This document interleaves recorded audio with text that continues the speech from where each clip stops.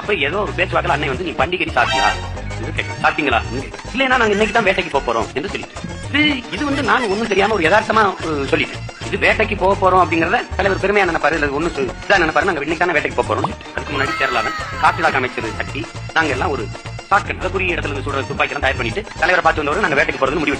அதாவது நீங்க என் வாழ்க்கை நான் வந்து பயந்து நடுங்கினதான் அந்த நேரம் தான். இன்னைக்கு தானே வேட்டைக்கு போறோம்னு சொன்ன உடனே நாற்காலில இருந்து எழுந்து என்ன நடக்குதுங்க, என்ன நடக்குது, ஏதாவது ஒண்ணுனா யார் பதில் சொல்லுவா? காடே அது ஒருத்தர் கூட இல்ல, ஒட்டமான இல்ல, நடேசன் எல்லாரும் ஓடிட்டார். கடைசியா மெதுவா வந்து ரஞ்சி தப்பாங்கிற அந்த தமிழேந்தி வந்து தலைவர்கிட்ட யாருக்கும் தெரியாது தம்பி, சேரா ஏதோ ஒழுங்கு பண்ணிருப்பான் போல இருக்கு அப்படின்னு சொன்னோன்னு அவனை திட்ட எனக்கு நடுக்க வந்து உடலாம் பேர் தப்பி பதட்டமாயிடுச்சு. தெரியாம அந்த உடலிட்டவர்கள் தப்பா வச்சுட்டோம். சுத்தி நின்று செல்லடிச்சிட்டு இருக்கும்போது என்னென்ன சொல்றான் பாருங்க, கம்பி கட்டுற கதையெல்லாம்.